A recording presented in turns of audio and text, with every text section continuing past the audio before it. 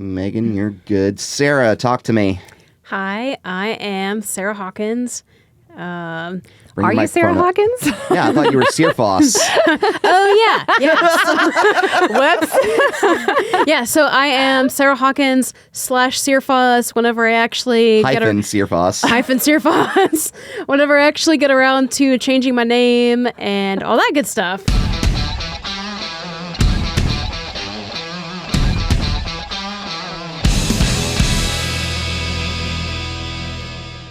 My dad taught me how to draw, and I have fallen in love with art. I love being able to take what's in my head and make it to where other people can see it. And I took every art class in middle school and high school that I possibly could, even in junior college, and it was an amazing experience through the Mattie Kelly Arts Center to be able to kind of get such an enriching experience and learning from some of the best artists in my local area. So, unfortunately, what I love is kind of going by the wayside due to defunding, lack of emphasis, lack of interest, lack of excitement, but there's still so much of a need for art in education. And so I've talked with a few experts on what's inspired them and how we can keep people excited about art and how we can defend art. So we're going to start with an interview with Sarah Searfoss and Meghan Schultz, the founders of the Crestview Artists Collective. So I am with Sarah Hawkins - Searfoss and Meghan Schultz, the founders or co-founders of the Crestview Artists Collective in Crestview, Florida, bringing the arts to a relatively small town and making it kind of bringing together artists from the north side of a big tourism county. There's a lot of arts that for where we live, if you are listening and don't live where we live, we are in the Emerald Coast area, North Gulf Coast, Florida Panhandle area. A lot of the touristy areas have a big emphasis on the arts, Pensacola, South Walton especially, Destin a little bit. But for the inland areas, sort of the lower Alabama areas, the places that border Alabama, that's where like you guys are kind of like trying to bring people together. Am I right? Yes. Yes, absolutely. And I love how you said that in unison. Yeah, and it kind of started because I was getting more into doing like art markets and things like that, and I noticed that there was lots of opportunities in Pensacola, the Destin area, basically everywhere where you had to drive at least 30 to 45 minutes out of town. And I really wanted to create opportunities where we could do them here because we have the population. Yeah. And our artist collective on our Facebook groups actually just broke 160 members. Yeah. I think That's amazing. Yeah, we started it. growing. When did we start that? Did we start the Facebook page? It was around the same time that we did like the theater thing. Yeah, I think it's been about a year, I would say. But Yeah. Sarah is So absolutely right. We broke 160 people. That's It's awesome. growing. And considering like this is a town of like 20,000 people, Yeah. like that's actually like the fact that you were able to get that many artists just in this town. Yeah. Is actually an incredible feat. And of course, you're both artists yourselves. That's right. As well. So, like Sarah, you do amazing mosaics. Some of your work is hanging up at Northwest Florida State College as we speak. And Megan, you, like, I swear, you do black and white sketches with graphite, charcoal, like that rival photography. Like, I mean, I have a picture that won like first place at the Chautauqua Festival, but you make me look like I was like doing doodles with finger paint. No. So like you have some amazing work. Thank you. Which Thank you. like if you're watching on YouTube, I might throw up some of their work Oh, that'd be awesome. as well. So but you guys are artists, and I want to know, because I know that you've heard it. How many people have told you, oh, you're in the arts, so you're not really doing anything outside of like it, so you're into the arts. There's no real money in the arts, which we all know is bullshit. So yes, we can cuss on here, by the way. So. No, it's true. It's true. Yeah. I don't think I've heard that exact line before, but I mean, I'm working full time in the arts now, and that's great, and that's great. But like, I know that, like, or maybe I don't know. Like, have you heard like any aspect of like in a discouraging manner? Yes. Mainly, I would say that I've encountered a lot of curiosity about it, where people don't necessarily say anything negative, but they say things like, oh, well, how are you making that work? And then whenever I actually go into like my business plans and like my career with the Mattie Kelly Arts Center galleries, and then now my career with Whiskey 7, where we kind of create military themed artwork. We sew gear, we sew patches. Basically, it's, there's a lot of military. Actually, all the founders are pretty much military or law enforcement. And they've created this art business that makes quite a bit in revenue. And they're able to employ a lot of people. And, we're kind of expanding too.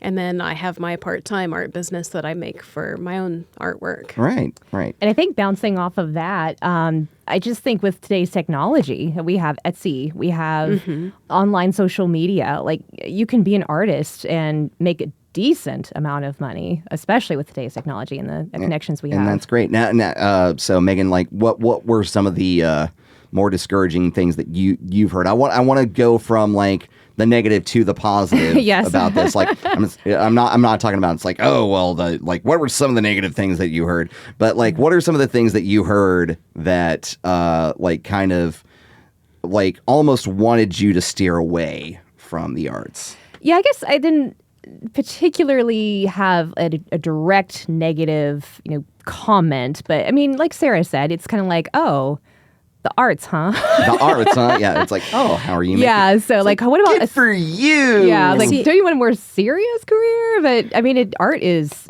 so vital to our community, and, like, you can make money doing it. It's not a bad thing at all. It absolutely is. And, like, the reason that I even wanted to bring you guys on, for one, was to showcase the Artists Collective, but also one of the biggest... this is the best anecdote that I could think of. And I was surrounded by some friends, and someone was like, well, he's going for his art degree. And it's like, oh, that's too bad. And I'm looking, I'm like, what are you talking about?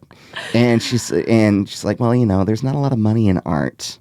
I'm like, and I understand the term starving artist. Yeah, for sure. But here's the thing is, I'm an artist myself. I am definitely not starving. But I can understand, like, for me, like, granted, y'all are in the visual arts. I mean, like, I am in a way, like, I do, multimedia arts, electronic arts, but, it is a struggle because you're wanting to do things your own way. Because as an artist, you're wanting to do things your own way. You're wanting to use your own voice. And so I know that it is harder to go into the arts. Mm. And it is a lot harder to make it into a viable, lucrative career. But here's the thing. For all of those people who are like naysaying on the arts, they are necessary. And that's where you guys come in. And that's where you guys are like trying to bring all these people together and validate what they're doing and kind of bouncing off of each other, making a salon of ideas. And so, Sarah, you have a list of things where the arts are economically beneficial. Oh, yeah. So I think it was earlier this year whenever I went to a event by the Florida Arts and Culture Alliance. They were talking about different grants that artistic and cultural institutions could take advantage of, as well as individual artists. And I didn't realize this, but apparently about $32.5 billion as of March of 2022 goes into not the entire United States economy, but Florida's economy. And so whenever you think about just how much of a contribution that the arts have, it's kind of incredulous to say that $32 billion in Florida by itself. Alone, yeah. By itself. What about the scale of the country? I'm not sure about the scale of the country, but I mean, if you think it's probably somewhere in the hundreds, 100 range. Florida's more like the third biggest state. Oh yeah. But that's amazing. Not even the biggest art state, artistic state. And that was B, like not million, but billion. Billion with a B. Billion with a B. That's impressive. Yeah. But I mean, think about it. Like Florida is a cultural hub. Oh yeah. Because you have Disney World, you have the beaches, you have NASA, you have all of and it's also a hub. It's where everybody, not to sound morbid, it's where everybody comes to die. It's where everybody comes to retire. That's what it is. But it's, but you have people from everywhere coming to Florida. Florida itself is sort of a mini America with like all the different cultures that we have here. And even with within our area, I didn't realize how many arts and cultural alliances and groups there were. I mean, you go into Pensacola and they have like art markets every weekend, and that's a really big contributing factor for economics in like the downtown area. Yeah. And even South Walton. They have SoWal is South Walton County in Florida. Miramar Beach, Grayton Beach, all of those places. But think about it this way too. With this area, with military coming in, we have people from all over the country getting stationed here, and so again, it reminds me of like the Renaissance in Italy. Where like Italy's like literally the hub. It's in the middle of everything. Same thing with Florida. It's just kind of like dangling down at the end of America, but at the same time, a lot of people are coming here. Military in this area, we are a military community. Your husband's military, so your husband's former military, and I'm the brat of a brat. I was a military brat, so. But you get people of all walks of life coming here, but then you get the people who want to retire here, the people with the deep pockets, and they want their homes to look good. They want to look distinguished. They want to look like they are sophisticated. Yeah. And if you go further north, you see a little bit less of that sophistication. Like a lot of the money is like along the beaches, but what we're trying to do is encourage those kind of arts up here. And I'm hogging the conversation a little bit, but what would you think of? So what's been the benefit of bringing all of these artists together in a small town like Crestview, Florida? Oh, I mean, so many benefits. I mean, where do we even start? Like what have you seen? Like we've been doing this. Y'all have been doing this for about a year. And so like in the last year, what have you seen? I mean, just from like what I've experienced, we've made friendships where it's brought in opportunities. Like my friend Deb, she's very popular in South Walton. If you don't know, it's Deb Perkins. She does a lot of like beach scenes, and then she also makes little cutouts of Florida with like our county punched out of it, and then she takes like, I'm not sure entirely what her process is, but I think she does like epoxy resin over like the little cutouts, and those are pretty popular. Yeah. But she kind of introduced me to the South Walton area, and that's how I was able to kind of get into like those art markets and those opportunities. But just like the amount of networking that I've been able to do has been astounding, and just being able to bring a community together of like-minded people that want opportunities in our growing city, and proving to our city officials that, hey, we want arts and culture. We're getting people moving here from all over the area that expect there to be some type of like cultural happenings going on. And that's where we come in to kind of provide those opportunities. And Megan, what have you seen? I mean, Sarah nailed it. I couldn't have said it any better. I mean, but she's right. I mean, just the networking and connecting with other artists, finally, finally, and having the art here in our community. I mean, it's indicative of a flourishing society when you have art and culture, and we don't have to drive 30 minutes to go to an art show. It's right here, and I mean, it's doing great, and we can't wait to see what the future holds for that. And what do you think, what are some of the things that you guys are working on for the future right now? So I think I was talking to Megan a little bit about it because we kind of talk back and forth, even though we can't always meet up in person. But I am actually writing a formal proposal to get probably Main Street. It's tiny gallery. It's going to be based on, those like little free tiny library things. Like so take a book or read a book. Yeah. yeah. So there's a tiny art gallery that just opened in Grayton Beach, and for the past 2 months, I've been bringing artwork there. And I've been going to like these little art market pop-up things that happen right next to it. And it kind of gave me the idea, because we've been wanting to open like a studio and gallery space in Crestview, particularly on Main Street, just because it's the hub and it's where most of our festivals and stuff happen. But I've been wanting to do something, and I was like, well, we can just open a tiny gallery. And that can be kind of our precursor to the big brick and mortar studio and gallery space. So the Main Street director, Deb, she had me write a formal proposal that I'll be presenting to her in the city at some time. And if it gets approved, we're going to have a special reveal, possibly at the next time the Main Street does like a little art festival type thing. That's amazing. Yeah. That's awesome that y'all have been able to get that all together in just a year's time. 160 artists put together, and now a small art gallery in Crestview, which was, not exactly heard of at the time. Like, we have like heritage museums and stuff like that. Like we have stuff that showcases our history, but not necessarily like what our current artists bring to the table. And so what are some of the different arts that have kind of come together for this? Like I said, like you do amazing charcoal and graphite. You do mosaics. Like, what are some of the other artists that you've brought in? Like some of the specialties that have come in?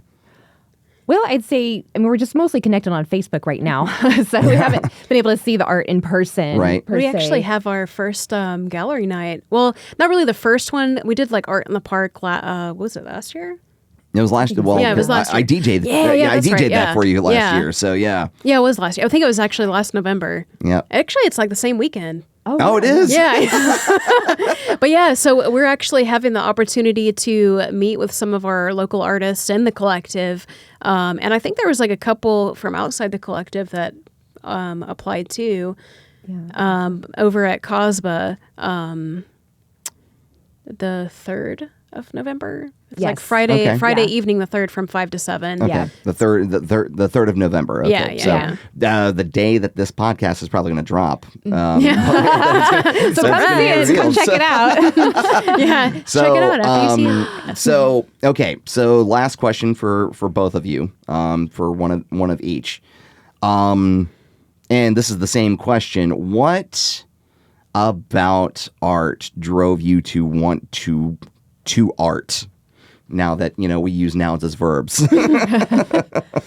Oh, goodness. I think it's like a form of self-expression that, because like for me, I've been creative pretty much my whole life. And over the years, I've kind of cultivated it into being like an actual thing that I can monetize, as well as, kind of fully express myself and like different ideas that I want to like convey to people. But yeah, what got you into mosaics? Like, honestly, it was the proposal to do them for the college. Oh, that's amazing. It was one of those things where one of my kind of life mentors, she always did mosaics from like broken plates and stuff, and the college had this call to artists where they found like some old sheets of tile, or like glass tile from the original building that they had, from like, I guess, the door of the building. Oh, wow. And like no one, like there was like a few people I think that applied or something. But really no one was like taking on the project. And I was like, I could probably learn to mosaic. And so that's how I did it. I just like basically just like self-taught myself through YouTube and like Google. And that's like the wonderful thing about getting so much technology, like kind of free the use. internet, like it's it's free information. So like literally just like self-taught myself how to do the mosaics, and I just like went at it. Yeah. Matt Damon said it best. He said, I can go $100,000 into debt for getting a piece of paper that says I know how to do this, or I can get the same kind of education for about $100 worth of late fees at the public library. Yeah. So, but now it's YouTube. So, and granted, there's still stuff that you can get at your actual local library. So, Meghan, what about you? Like your specialty, at least from what I've seen of your work, graphite, charcoal, and you go into painstaking detail. I mean, I've seen your Marilyn Monroe. I've seen the puppies that you've drawn, and it is near photographic. So what got you into that? So funny story. Hope you like funny stories. So back when I was in high school, I was obsessed with Lord of the Rings. Still kind of am, kind of a nerd. Okay. And I don't know, it just, one day, literally, I woke up, and I've always loved drawing ever since I was little. And I'm like, I wonder if I could draw a portrait. That sounds really hard, and I think I could do it. And you started in high school. Yeah, I started in high school. In high school. Yeah, and kids have been drawing since elementary school and middle school, but you started in high school. Seriously, in high school. Okay. Yeah, I mean, I always drew, but in high school, I really put my mind to it. And so I'm like, I think I can draw a character from Lord of the Rings because I'm obsessed with the movies and the books. And so I just sat down one day. I was about 15, and I just drew a character, and I'm like, wow. That turned out pretty good. I think I'll do it again. Which character was it? Arwen. Arwen. Nice. Oh, there we go. And I mean, it actually wasn't, amazing by any means. I really struggled with the proportion. And so, I mean, I had to really work at it and get better. But eventually, I really wanted to challenge myself. I'm like, how realistic can I make this picture? So that was my personal challenge. I don't know why I had that challenge. It intrigued me. So ever since then, I tried to draw as realistic as possible. I feel like we both have kind of a nerdy start to our No. No. Mine started with Pokemon cards. Oh, did it really? Because it was really funny. The anime? Yeah. Because I remember Anime. I drew a Flareon because I really liked how detailed it was, and I showed my parents the Flareon that I drew, and they're like, did you trace that? And I was like, no, it's from my card. And I showed them my drawing versus the card, and they're like, oh. And that's kind of whenever they kind of started encouraging me to do it more. And that is amazing. Mm-hmm. And so, just the arts, I did anime as well. Yeah. So I submitted when I was in high school. So I really got into it in middle school, and then in high school, and literally just about every elective that I could take an art course, I did. I was not athletic. But I think, but I was getting into anime. I did a 12 by 18 Dragon Ball Z poster that it was, the printout was about that big, printouts from the 90s. So my mom yelled, she didn't yell at me, but it was I used all the ink just to print out this thing. But then I got out every marker I had, and I'm not good with actual color. I wasn't good with actual color, but I did this comic book quality thing, and I submitted it to the Chautauqua Art Festival in Defuniak Springs, and they couldn't do it because it was copyrighted work. Oh. But there was this charcoal that I did, and it was a self-portrait of me. Well, it was kind of disproportionate, but it was a caricature of me with a glazed look over my eyes, and leaning up against a wall. And it was basically the personification of an anxiety attack I had. Oh, wow. But and actually, because we still have some time, we were talking about art before we started recording. We were talking about art and mental health. Mm-hmm. So Yes. why don't we delve into that for just a few minutes? Yeah. So I actually just recently started working with Dana Claw, and she is the director over at the Emerald Coast Life Center. Okay. She has an amazing story herself. And, it's kind of one of those things where an opportunity just kind of falls into your lap. You're not expecting it. But I kid you not, she called me up one day and she said, hey, God told me to call you. I'm just like, oh, you have my attention. Okay. So basically what we're doing is we've started an art class for mental health, and it's for people suffering from addiction. It's from people suffering from depression, trauma. And we just bring these people in and we just paint. And I really didn't understand until recently the science behind how beneficial art is for mental health. It's incredible what it does to the mind. Just the visual aesthetic of the colors, like blue and green is a very calming, they're very calming colors. The act of brushing on the canvas is a very calming activity. It's incredible. And we just can't wait to see where it goes. And that's amazing. And I also think like the catharsis of it, I think the concentration that it takes, it kind of like makes your mind focus. It kind of keeps you away from like any kind of spiraling thoughts or anything like that. Yes. It maintains your focus. Yes. Especially for those with neurodivergency who they tend to hyperfocus. It's something for them to hyperfocus on. It gives them a project. It gives them something to. I mean, it really helped me, even pre-diagnosis with all of my laundry list of stuff. But, just the overall, and one other thing that we were talking about before we started recording, we were talking about Devil Wears Prada. Yeah.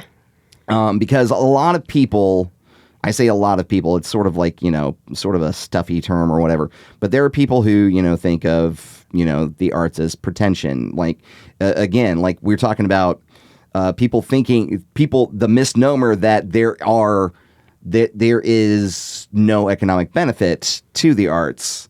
That's why art programs are getting slashed in schools across the country. But we were talking about Devil Wears Prada, and you were talking about a specific line from The Devil Wears Prada, Sarah. Mm-hmm. Yeah, there's a scene where Andy, the main character, she has to be in a meeting where Miranda Priestley, the editor of the magazine Runway, is talking with her designers about what to put in the next issue. And they're going over this dress, and then this one lady holds up two blue belts, and then, they're different colors, but Andy can't tell. And so she kind of scoffs whenever the lady's like, they're so different. And they all just kind of look at her, and they're just like, excuse me? And she kind of expresses, they both look the same to her. And then she goes, I'm new to this stuff. And then Miranda's like, this stuff? And then she basically schools her on the fashion industry, and basically, in a roundabout way, says, the clothes on your back were made from the decisions from those people in that room. And whenever I think about that in art, because it's been brought up several times of people just asking questions, not really in a negative way, but because they just don't know.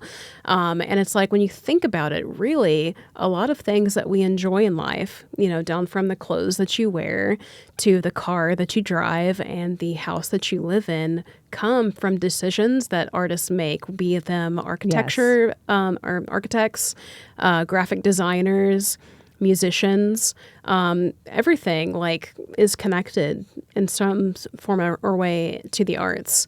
And even from an economic standpoint, I think we've already proved from those statistics that they obviously have economic benefit for our economy, both from the state levels and then individual levels and countrywide. But even more than that, whenever you think about art that's in museums, they're really expressing a certain freedom of different issues and topics that, maybe they're hush-hush or whatever, but it's an expression of asking questions or pointing out injustices, finding new innovations in the realm of arts and culture, and kind of exploring all of those different avenues to make our society what it is today. That's incredibly insightful, and that's going to be used for the TikTok teaser for this podcast. And you're absolutely right. There's a ton of practicality in art, a ton of it that a lot of people just don't see the practicality in it. But you look at everything, there is some form of artistry there. Like at my home, the fact that whoever was in charge decided to use white brick with my home. They used white brick with white siding, green shutters, all that kind of stuff. And I know I'm doxing myself right now, but and of course, when we made the decision to make the roof, we had a shingle roof, and it's okay, well, we want a metal roof. It's we want the green to go along with the shutters. There is a visual aesthetic to it, because sometimes things that you see are just straight up uncomfortable. Oh, yeah. Because it throws you off aesthetically. And again, the practicality of it, I had a thought that I was going with, and like to try to sound profound, and I'm just stuck now. But and of course, artist block is a real thing. So just overall, the fact that you guys were able to get together and to bring 160 people, 160 artists in a small town. I had no idea that there were that many artists in the town that we live in. And the fact that you guys were able to bring all of that together and as artists yourselves and to form a community from that is amazing in and of itself. So I want to thank you guys for putting that together and also being a part of this podcast. So, there was an idea to bring together all of these amazing artists into one team. So, but I'm glad that you guys were actually able to make something of it. Well, I want to give credit where credit is due. Because, this was honestly your idea. Okay. It was so crazy. Okay. And you brought us together. We told you that, like, after you introduced us, you introduced us. Okay. And then we met for coffee, literally down to the location we had in mind. It was exactly the same. Like we met for coffee and we were talking about like what we wanted to see in Crestview art wise. And we were like, I was like, I think we were mentioning like the studio and gallery. And she's like, yeah. And then I was like, I was thinking like right across from here. Yeah. From the coffee shop. And she was like, all the same ideas. Yeah, literally. Like, we are Oh my friends. gosh. We are friends now. That's okay. First off, that's amazing. Secondly, I don't want to make it sound like more serendipitous than it is, because all I was thinking is, you art, it's perfect. art together. It's perfect. So, but I'm glad, but networking is a big thing. Oh, yeah. Yes. And I think, one of the biggest things that I like to take away from, my all my years working with chambers of commerce is there is always going to be someone in your circle or that you come across that you can work with to make something better. Yes. To make something better than just the sum of your parts. And so that's what I saw in the two of you. Like you have, Megan with, you have amazing ideas. You both have amazing ideas. Sarah, like your organizational skills. The fact that you showed up 10 minutes early to this podcast and I had just gotten out of the shower. That shows like your business acumen, your organizational acumen, like to get the details done. And and Megan, like with just like your overall your own connections in the city, which was amazing in and of itself. So like I figured, again, you art, it's perfect. So like you guys, here's the thing. I just brought you together. You guys did all the work. That's it. So like, I deserve like maybe like a penny's worth of credit on all of this. You guys are the ones who put the work in. So, and I am very proud of both of you. You don't need my validation for it, but I'm very happy that you guys got together and were able to spark something that's much bigger that is probably going to outlive us. So thank you. I would also like to say how appreciative I am of like our city officials for being open to the idea of more arts and cultural events. Tim Bolduc, who's the city manager of Crestview, JV Witten, who's the mayor. They're all they're big advocates. Yeah. For And our gallery, or not gallery, wrong word. Our Main Street director, she was just put on this year, Deb Gething, but I worked with her to do a gallery night for Main Street. And I think it was like May 13th, something like that. Mm-hmm. She was very excited for it. And it rained on the first part, but afterwards it was really nice. People got together, they had wine, there was like art vendors everywhere. That's awesome. And she's been a big advocate of the tiny gallery as well as, having more art-related events. And so, they've kind of helped us. Yeah, make our work kind of not in vain. Yeah, awesome. Yeah, we're very happy that the community is so receptive. Oh, that's awesome. So before we wrap up, where can any potential artists join the Crestview Artists Collective if you live in Crestview, Florida? So we have two Facebook pages. Actually, yeah, we have two Facebook pages and an Instagram page. Okay. The Instagram page is the Crestview Artists Collective. It should be like a little black and white logo. And then same thing with the Facebook page. There's a Facebook page that we post public things for, and then we have a closed group with the same name, Crestview Artists Collective, where people can ask to join. There's like a few questions just to kind of like confirm that you're an artist or a crafter. And then we post different opportunities, not just our opportunities, but we post opportunities of the entire area. So that way no one really misses anything. Because, I mean, it is kind of daunting whenever you're kind of first getting into it and you just don't know what's out there until someone is like, oh, no, we've got things. We don't really have anything in Crestview yet, but we've got things in other areas. And that's kind of your foot in the door for a lot of it. Yeah. But it's a very nice group where people can post their artwork, you know, get some feedback, or if they have any questions or like things that they want to share. We're pretty open to like people posting things. Yeah, it's been awesome. I mean, everyone has been so receptive and eager to connect. It's been great. And that's great. And Crestview being, they're labeled, Crestview's labeled the hub city. And it's because Crestview itself is a hub. Because we have 7th Group, we have Duke Field, we're close proximity to Eglin Air Force Base, the world's largest Air Force base, and so many people from all over the country, all over the world are actually converging in this area, and Crestview is the most affordable place to live for a lot of these folks, and so that's where they come to.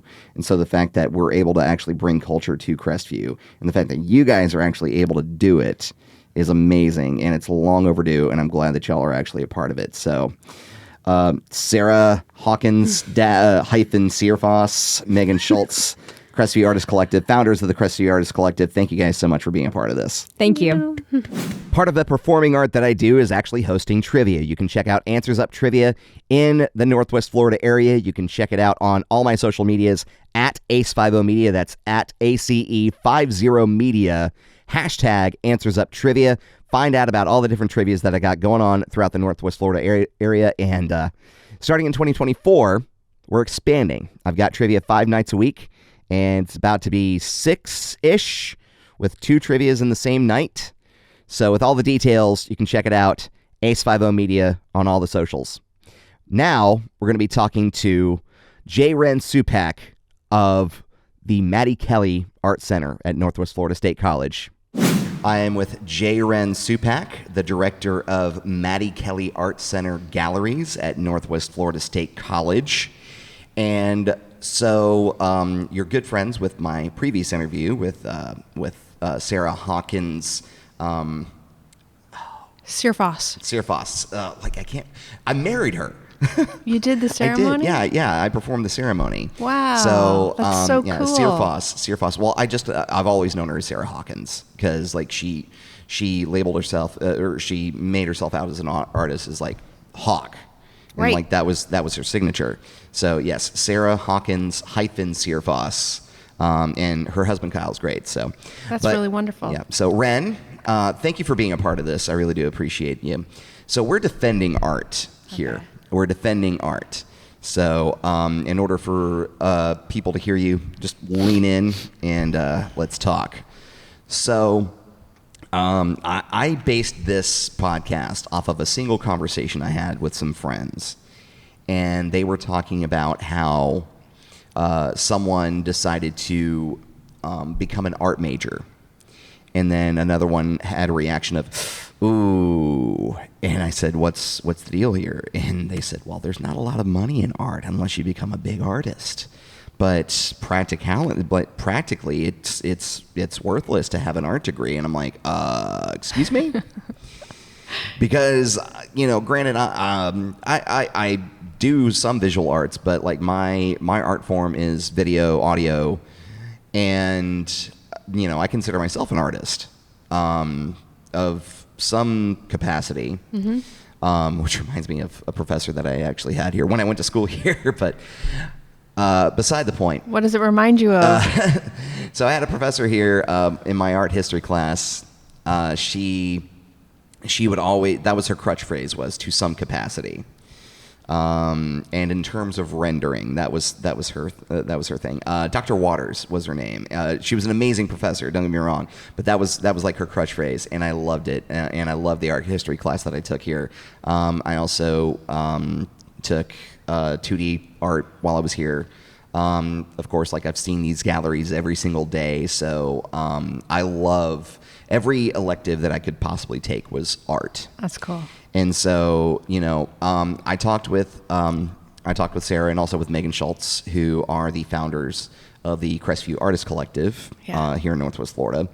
And so I got their point of view from artists. I wanted to get your point of view as a curator, as a director, of the necessity of the arts. Mm-hmm. And so, what would the argument be against my friend who said that there's nothing practical in the arts? Mm-hmm. Well, I laughed when you invited me to do this because for me, it's the obvious.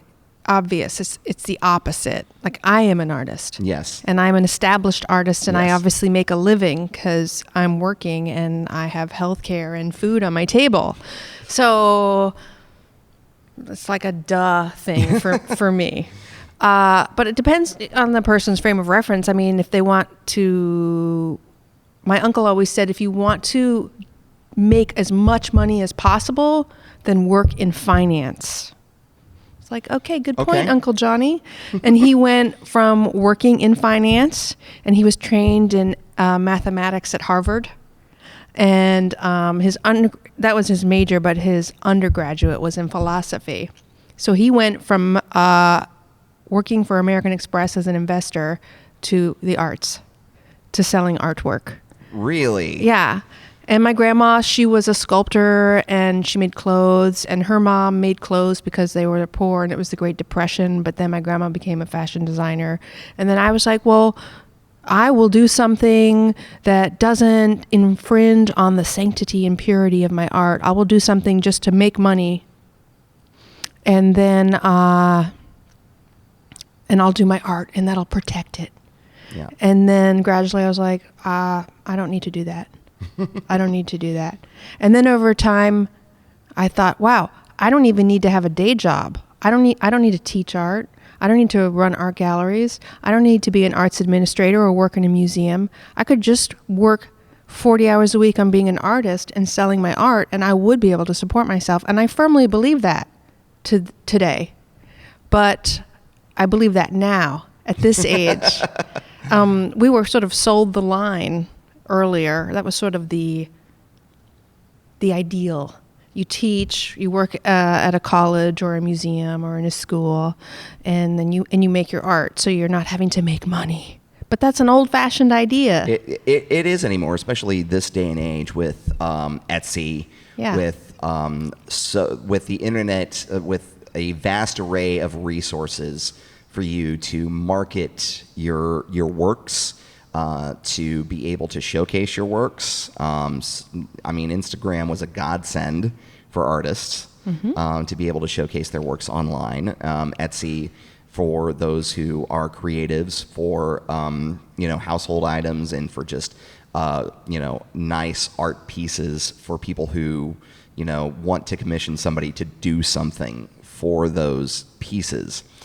And I have sold. You have sold. I have sold over Etsy. I have sold over Instagram. I have sold from art shows. I've had gallery representation. To me, it's an obvious thing. There are many, many artists. And there are billions with a B of dollars to be made in the arts. Just here in Florida alone, I believe Sarah told me it was like $32 billion to be made in Florida just annually. But like in Florida especially, you look at Florida, you look at it as sort of the melting pot of America, because a lot of people come here to retire. And so there are a lot of people from a lot of walks of life, and of course they also have deep pockets. They want to be able to spend money on things that they enjoy aesthetically. Yeah. And then, of course, you look at where we are in Florida, in the Florida Panhandle. A lot of military comes here, a lot of different walks of life. It's a big tourist area, a lot of high-end houses. people come to retire to this area. And again, they have the deep pockets, especially in South Walton County, Pensacola as well. And like what I was wanting, and of course, like Sarah and Megan, they are encouraging people to do it like North End, like in the less touristy area up in Crestview, of bringing artists together up there.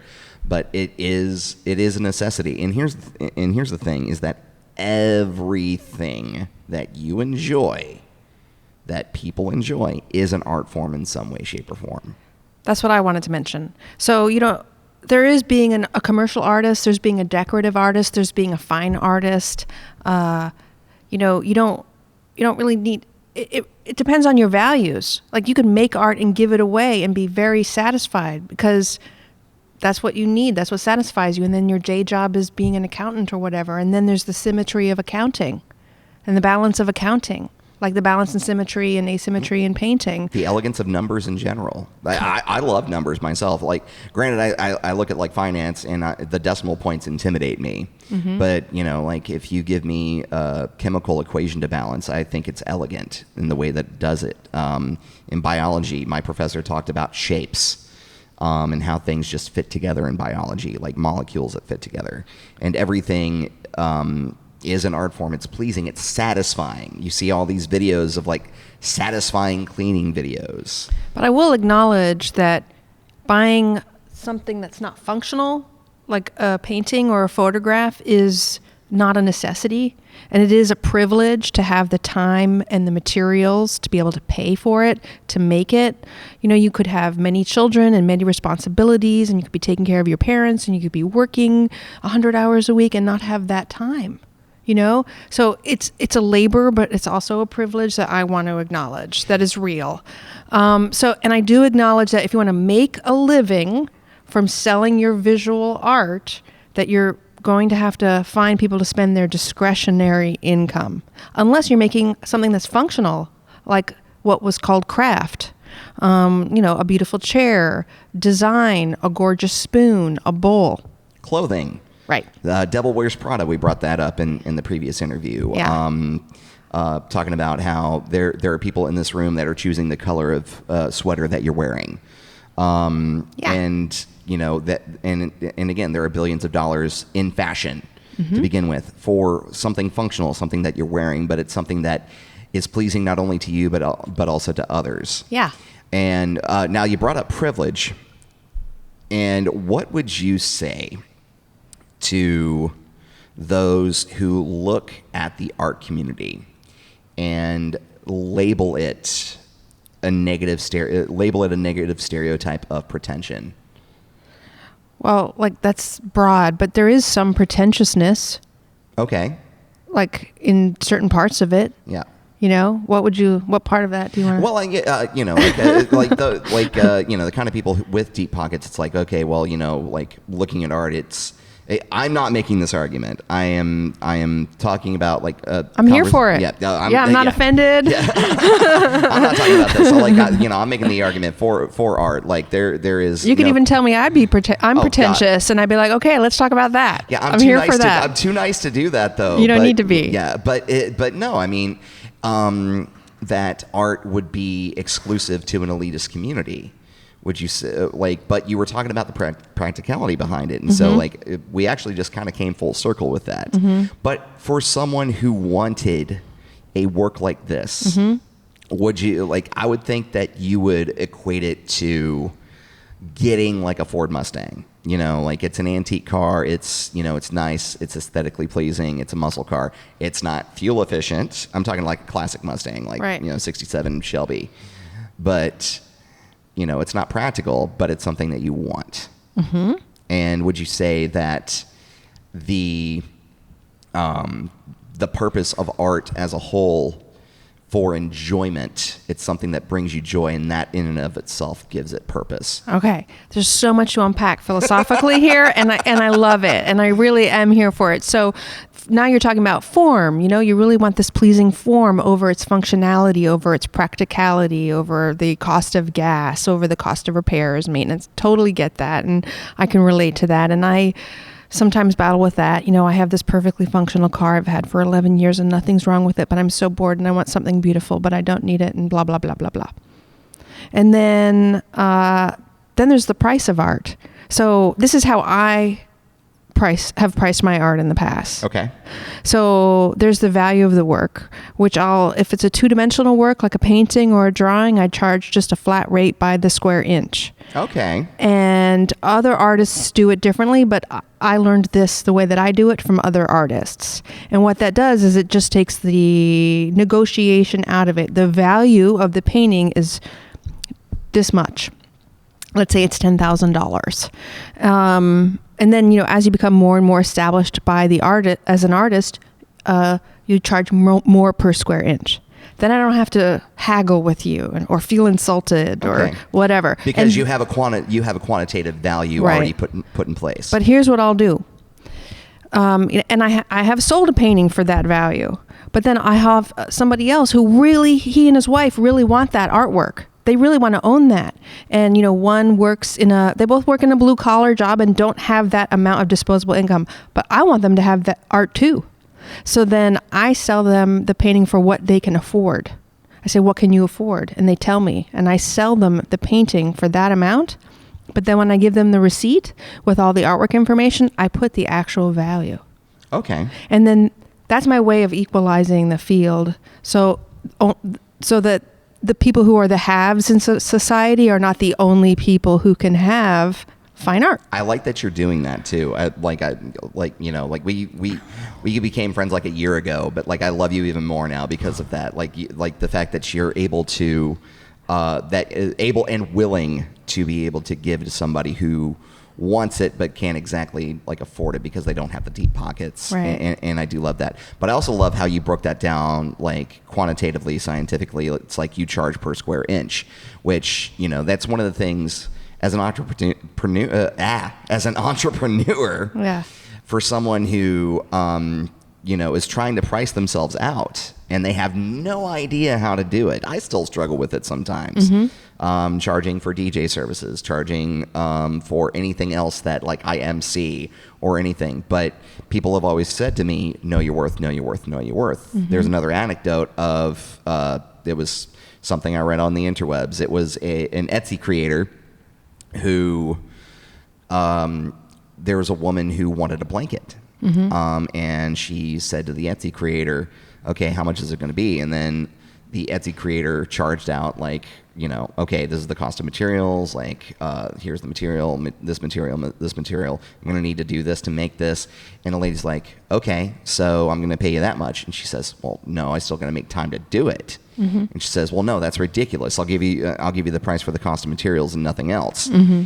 And so what the Etsy creator did was she sent her all the raw materials and put nothing together. And the lady just lost her mind. And she says, well, it's like, no, you didn't pay me for my time. Mm-hmm. And your time is valuable. Like mm-hmm. all of our time on this planet, while relative, is finite. Mm-hmm. And, you know, the effort that you put in, and not to mention that it's a specialized skill because not everyone can do this. And for those listening audio only, there's an amazing work behind us. And that's charcoal. And that's all charcoal? That's all white and black charcoal. Oh my gosh. I loved working with... I think that's Shelby Shadwell's painting. He's a professor of drawing and painting out in Wyoming. Viscera. Viscera's 5 is the name of that. I'll you know what? I want to get a photo of that. I'm going to use that as the thumbnail for the SoundCloud version of this. Awesome. Because it's amazing. So if you're listening on SoundCloud, that'll be the thumbnail. And it's just, wow. Pretty cool. Like all of these, I mean, you know, everything around here, you know, this is a gallery and it's something that, you know, should be appreciated.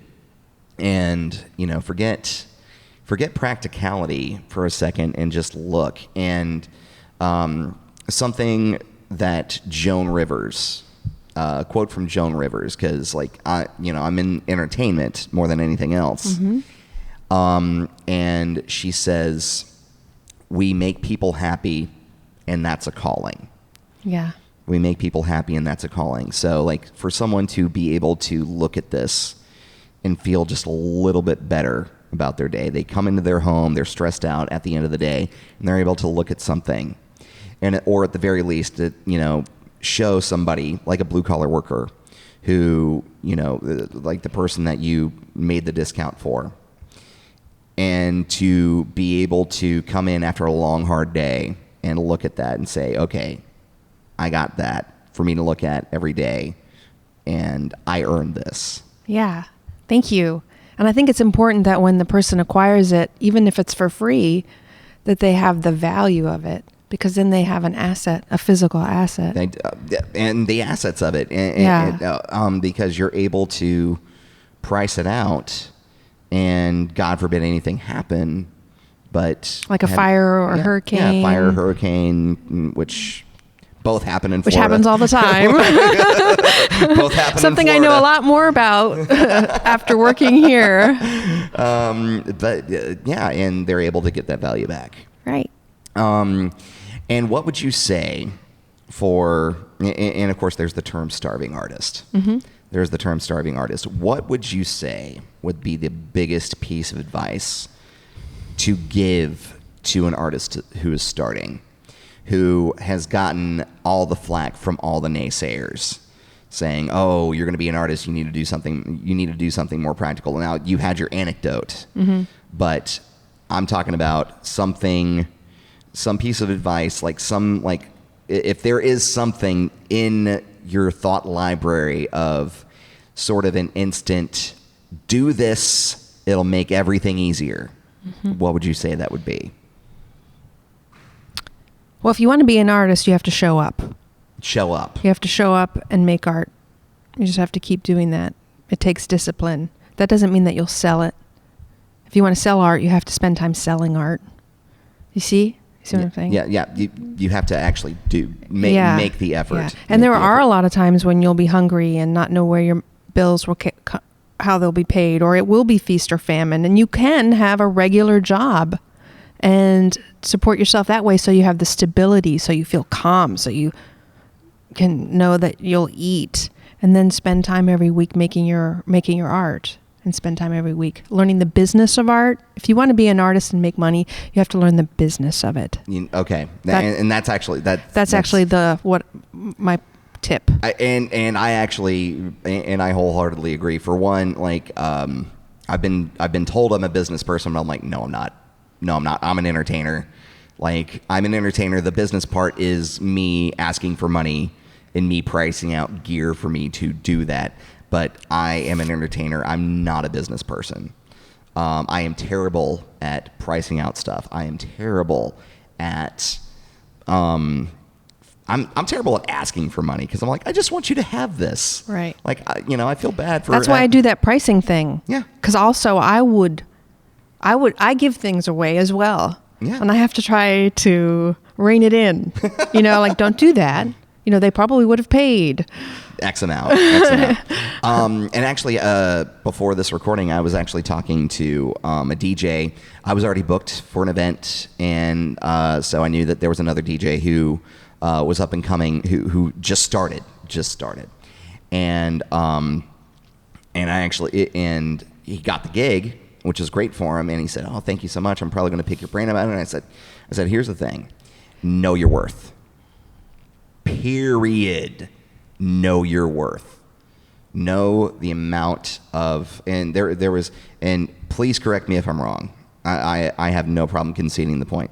There was an artist who, and I actually said to him, I said, for DJ work, I said, don't let them haggle. You set your price. If they say that's too expensive, they're probably wanting to use a professional DJ, but they have the alternate cousin Uncle Bubba who has Spotify and a Bluetooth speaker for whatever they're wanting to do. But there was an Meghan, when she was starting to sell her art, she said to me, "Okay, I'm going to start selling my works, and please tell me if I gave her bad advice." I said to her, do not, if you're doing an original work, do not charge anything less than 3 figures, less than $100. Well, I don't know. I understand what you're asking. I'm not the expert on the business and economics of art. I just know what I do and what has worked for me, but I'm not supporting myself full time. But If it was just like a flower and it was small, I might charge less. Well, but also the time that you have to put into it too. Like you were talking about quantitative, like square inches and stuff like that, but also the amount of time that you're putting into it. Now, granted, you can kind of do both. It's like, okay, well, if I'm doing something like that, that's going to take me a lot more time than, you know, like a 5x7 or, you know. But it's also the amount of time you've put into it all your life. Like, yes, all the your education, experience. all the practice, the experience, all the, like when I went to art school, so I have a master in fine arts, and we learned all about, it was understood that we knew how to make things. And then in grad school, we were there to figure out our process so that we could replicate our process of making art and figure out what our art was about. So we had some self-awareness that we could, and continue that practice throughout our lives. And I really did get that. It wasn't easy, but I really did receive that result from my master in fine arts. But what I didn't learn was I didn't learn the business. I didn't learn any of that. And I learned that from other artists who were more advanced, talking to them. Yes. And that's how I assembled that information. And also it's a little bit different in different geographies. Like different places in the country do it different way, or there's different charging and stuff like that. Anyway, I kind of got off point, but I went down the rabbit hole. Okay. Like, but it's also like the education and how much you paid for your education. Like that's all of it is investment. I mean, so what if Meghan did a doodle? Yeah. You know, and she'd been working, 100 hours a week for 100 weeks. How much would you charge for that doodle? It only took her like 10 seconds. But everything behind it, the skills that she learned. There's something to it. Yeah. That's why I do the flat rate thing. That's just for me. Yeah. That just helps me. Per square inch, I do love that, per square inch. I mean, writers charge per word or per letter, or columnists charge per inch. But they're much smarter people than me, who really understand the economics of, like Jeff Koons. Short. Thank you. Don't sell yourself short. But like you can look up Jeff Koons, and he knows economics, he knows finance, he knows marketing, he knows branding. He makes millions and millions of dollars per sculpture, and that's also a social commentary. You enjoy what you do, right? Oh yeah. You're making a living doing what you love, correct? You and I are the smartest. Granted, we're the only people in this room, but except anybody. Those two I'm looking at. the two mannequins that are here. Listening closely. Yes. No. Like if you're doing what you're doing and you're enjoying what you're doing, you're smarter than anybody who is doing something that they don't enjoy but making a lot of money from it. I consider that a lot more successful. I consider that being a lot more successful. So like what I'm doing now, I'm like I give drunk people pop quizzes 5 nights a week. Okay, but I work technically just working on that. I work 3 hours a night, 3 hours a day doing it. An hour to write questions, 2 hours at the bar, right? I was wondering if you wrote the questions, or was there like a kit, or... I'm one of the few trivia hosts who actually writes his own questions. Oh, okay. So while I say I write my own questions, I look up my own questions and I do that. I don't use a service or anything like that. Cool. So like I do my own research, which is a horrible thing to say in this day and age. I do my own research, like I look it up on the interwebs. But like I'll find questions to do. Like I compile my own categories. But yeah, I do everything myself. But the fact that I'm able to do that 5 nights a week, working half of the amount of time that a regular person works, and still able to sustain myself and also have a work-life balance. Yeah. And I'm doing what I like. Yeah. But I'm not making a ton of money doing it, but I'm able to sustain myself, clothe myself, feed myself, all that. My wife's the breadwinner. She's the one who's supporting me, but I'm finally at a point where like she doesn't have to anymore. But the fact that I'm there and I'm performing, it's a performance is what it is. And I'm doing that, and I'm making money off of it. I consider that a much more successful way of, like you can throw around your money and be able to buy all of these, wonderful works. Yeah. But if you're not happy what you're doing, I'm sorry, you're not as successful as I am. Period, end of story. You're not as successful, or people are not as successful as you are. Like you're directing for one, Northwest Florida State College is known for the arts. It's known for it's known for not only athletics, but like we have nationally renowned athletics, but also the arts. We have the arts here. We have the Mattie Kelly Arts Center here. people come here to see shows, to see the performing arts, to come to this gallery. It's an amazing art program. I recommend everybody come here if they want to pursue the arts, especially if they're wanting like a no pressure situation where like they want to start off in college. And I'm hogging the conversation, but it's great. There's a point that I want to. Actually, there's one last question, and the fact that I mentioned the athletics programs here. Yeah. Like going here, we have an amazing athletic program. We have an amazing art program. I would like to think that it's nice and balanced here. What argument do you make for public schools, like high school, secondary level? What would the argument be for all of these schools who are cutting all of these fine arts programs in favor of athletics? Well, I think they're making that choice because of money. I think that's the bottom line. Right. And that's where that point I made about, I know it's a privilege to have the time and the opportunity to make art. I mean, my schools always had art. I was able to do art and sports and singing and dancing and drawing, and how lucky. So I've taught at K through 12, and I've been to schools that just didn't have the money. So I know that athletics is also equally important for your brain and your development personally and physically. And if you read up on science, technology, STEM and STEAM. STEAM. Well, STEM I like and STEAM because art. That's right, and I like STEAM. I like STEAM. So we're talking about activating both sides of the brain with the skill, but also the conceptual thinking, the imagination, but also like, how am I going to actually create this idea? Like, how am I actually going to create in sound or visually the idea that I imagined?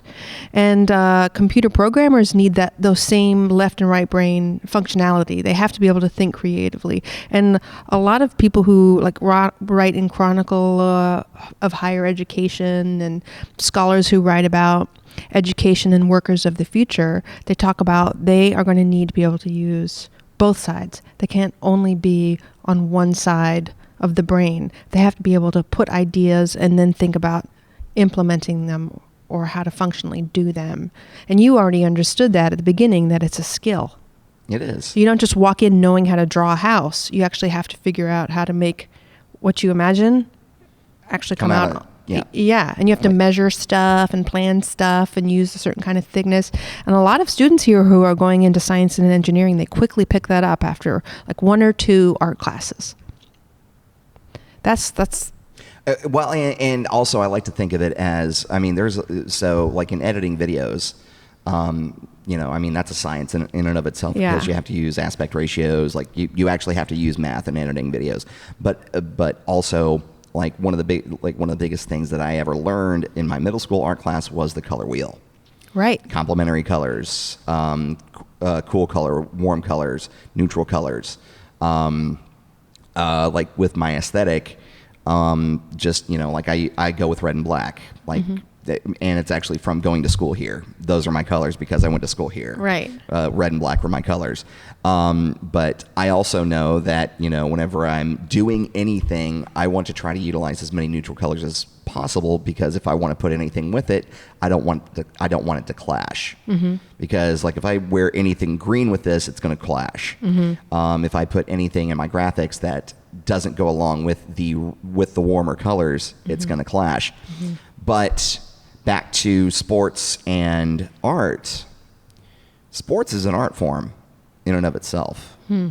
Like what I said earlier is, anything that brings anybody joy is an art form. And sports is a performing art. Period. And that's all it is.